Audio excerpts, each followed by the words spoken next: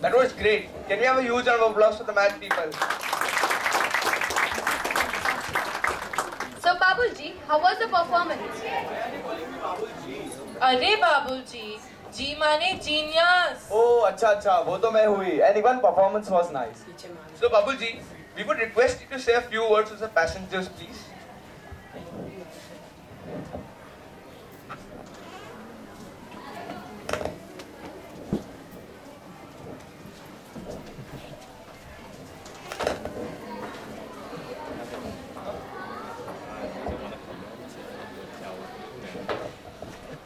So, I want to say that this morning I got up at 9. I got up at 4 o'clock in the morning. I went to the balcony and I thought, now you have big responsibilities. People are standing behind you and people are standing on your side. Now, it was dark and it was cold, and I decided I was not going to tell you only what you wanted to hear. I didn't know, sir. Harvard and Cambridge College taught such great English. So let's see what type of English Fountainhead teaches its students. Also, shall we see how they incorporate their subject enterprise into the Shakespearean era?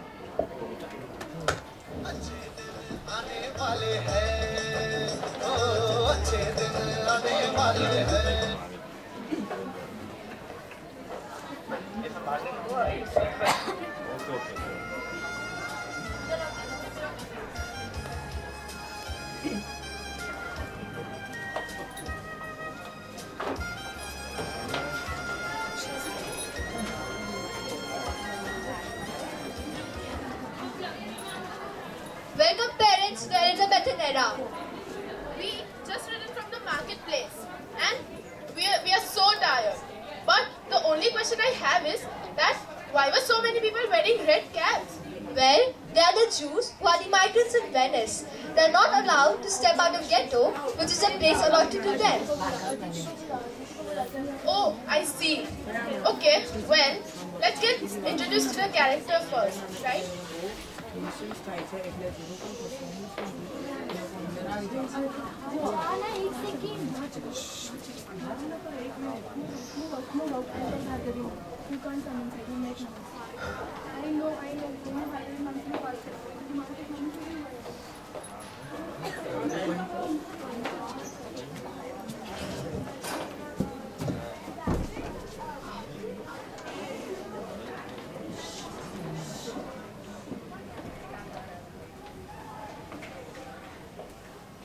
Hriday as Bassanio, Thank you.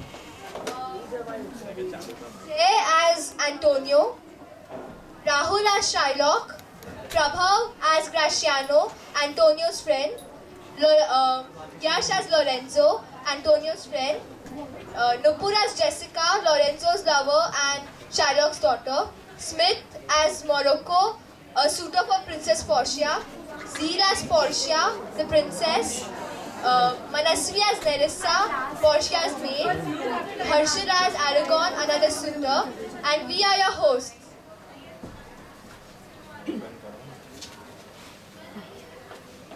Moving to the play.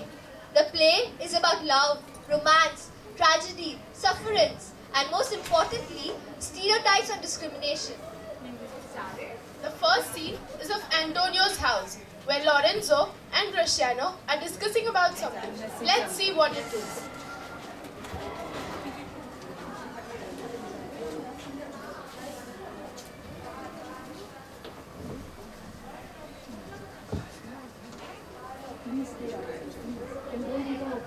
To be honest, I don't know why I'm so sad.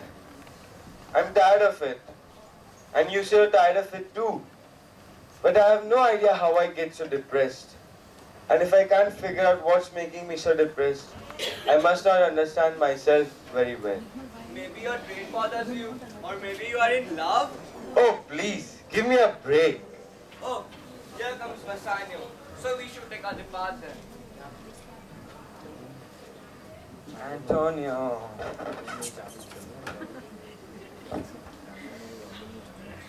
Tell me, Bassanio, what was it that you wanted to share? You know, Antonio, There's a girl in Belmont who's inherited a huge amount of money. And she's beautiful. And even better, she's a good person. Her expressions on her face tells me she likes me. Her name is Portia. Her wealth is world famous. Famous and important men have come in all around the world to try to marry her. Antonio, if I only had the money to stand my own against those suitors, I know I could win her. And that's why I'm here. To ask you if you could lend me some of your fortunes.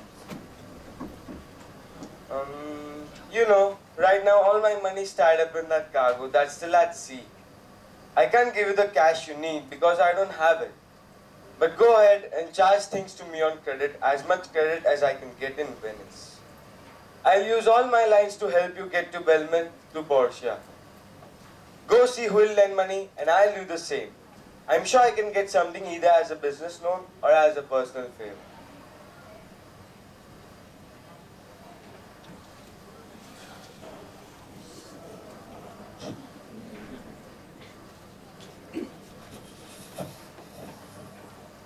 Excuse me. Antonio for sure is a risk optimizer. He does not mind to take big risk and can still live carelessly. But is he a good entrepreneur?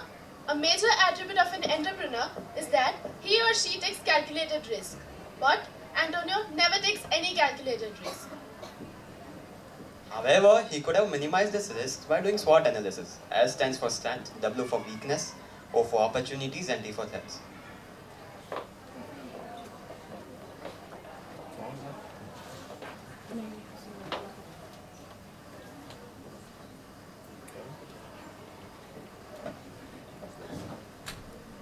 I need some money from you, Shylock, for my friend. How much do you need? 3,000 ducats for 3 months. 3,000 ducats for 3 months. It's a risk giving you 3,000 ducats. I mean, Antonio, you are a good man. And I know you will return my money for sure. But your investments are uncertain now. All your cargo is tied up at the sea. Anything in it. Thieves, pirates, storm, rock. Your ship can sink any time. But you are a good man, Antonio. I can lend you money. I assure you he can. I know he can. Fine then, we're going for dinner tonight. Would you like to join us? Dine with you. No thanks. I shall walk with you, talk with you, work with you. But I shall not eat, drink, or play with you. Fine then, do you intend to lend us some of your fortunes as Antonio as the guarantor? Let me see, Antonio. You have often insulted me and my practice in the Rialto. You have called me dog. You kicked me like you'd kick a stray mutt. You spat on my Jewish clothes. What should I say? Should I say, does the dog have money? Should I say, the stray mutts afford 3,000 ducats? Or should I bend low and say, sir, last Wednesday you spat on me. Yesterday you called me a dog. And today you kicked me like you'd kick a stray mutt. Out of all these gratitudes and favor, I would be happy to lend you 3,000 ducats. Well, if I get a chance, I shall insult you once again. I do not ask you to lend as a friend, but as an enemy. Because if I become bankrupt, you would be the happiest. You Christians are blockhead fools. Don't you see I am trying to lend you money as a friend? If you do that, it would be great. I know. So just for fun, if Antonio fails to return my money in 3 months, I shall have a pound of his flesh. No, Antonio. Nearest to the heart. No, Antonio. You should not sign this deal for me. Do not worry, brother. My ships will come back, and there is no risk. So let's go to the notary and make the deal legal.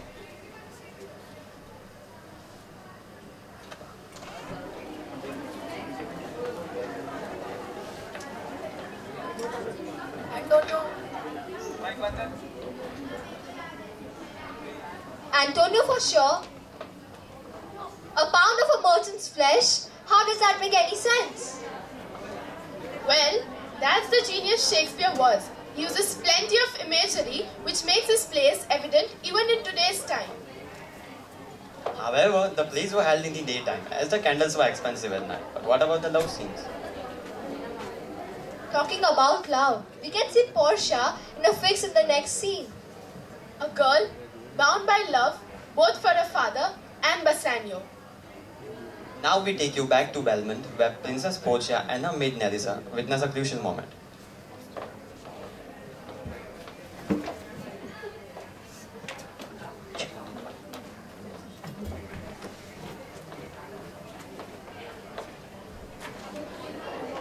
Oh God, this day is very special. Princes from all over the world have come to woo my madam. And why? Because the king, her father, decided that she will get married to the man who chooses the right casket. But which is the right casket? Well, let's first to find out.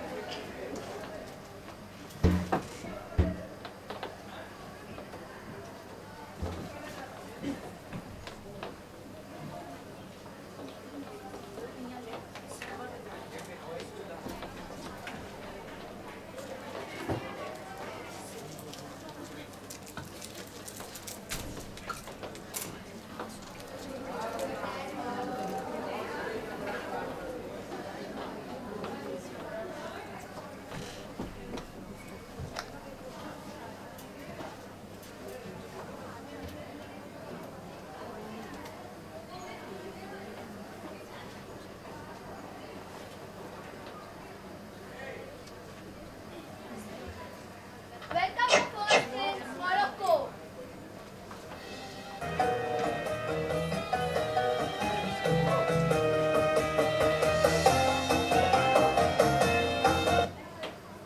Mislike me not for my complexion. I was born and raised in sun. That's why I'm dark skinned, but I'm as red blooded as any man. Well, I cannot choose who I want. I have to follow my father's will. However, you need to swear that if you choose the wrong casket, you will leave immediately. You must not tell anyone which casket you chose. And you cannot marry anyone else again. Be wise in what you choose. If you agree, you can hazard your life after the dinner. I wish some god could help me. Let me survey the inscriptions again. What does the lead one says? He who chooses me must give and hazard all he has. Hazard. For what? For lead? Hazard. For lead? My friends, this casket threatens me. Men who risk everything hope to make profits. So I won't give or risk anything to lead. What does the silver one says? He who chooses me shall get as much as he deserves. As much as he deserves? Pause there, Morocco, and consider your own value with an even hand. If your reputation is trustworthy, you deserve a lot. I do deserve her, but fearing I don't deserve her is a way of underestimating myself. Well, if I don't go any further and unlock my luck with the silver casket key, well, let's see what does the gold one says. He who chooses me shall get what many men desire. That's Portia. The whole world wants her. They come from all around the world to kiss her and see this living, breathing saint. One of these 3 boxes contains her lovely picture. Bring me the key of golden casket. I will choose and try my luck.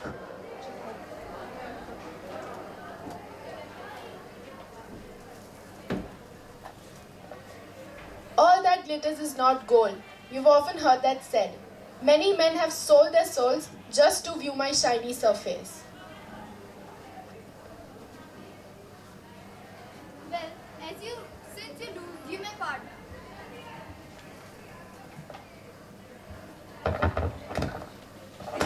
Welcome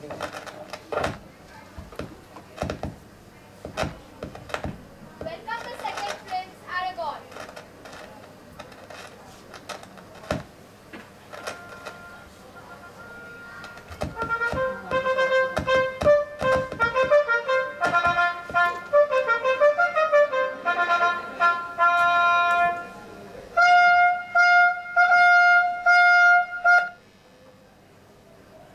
Anyone who comes to hazard for me has to swear on 3 conditions you are already aware of. Okay, I'm ready.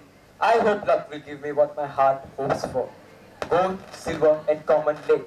Let me see what does the common lead say. He who chooses me must give and risk all he has. to be more attractive, to give or risk anything for you. I won't choose you. Now let's see. What does the golden casket say? He who chooses me will get what many men desire. What many men desire? Many could mean here that most of you people are fools and choose by whatever is flashy. They don't go beyond what their eyes see. So I won't choose what many men desire. My last hope, the silver one. Tell me what you say. He who chooses me will get as much as he deserves. That's nice, little.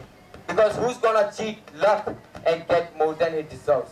No one should have an honor he does not deserve. Let me get back to my choices. He who chooses me will get what he deserves. What he deserves. I'll assume I deserve the very best. Give me the keys for this one. I'll unlock my fate here in a second.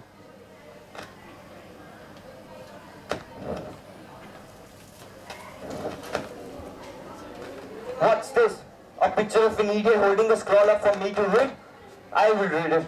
This box was tested on fire 7 times. The person who never makes a wrong choice has wisdom that will stand the test. Some people kiss shadows. They only feel the shadow of joy. I came here with a fool's head on my shoulder. And now I'm living with two. Goodbye, sweetie. Good riddance.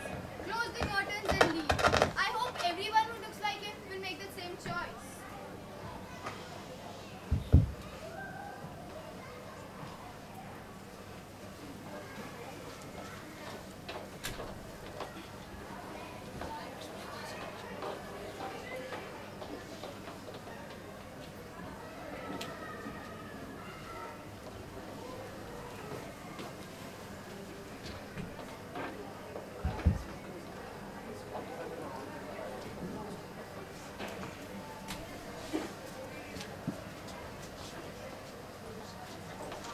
Amidst all this tension, love blossoms in the hearts of our young lovers, despite the fear of society, caste and religion.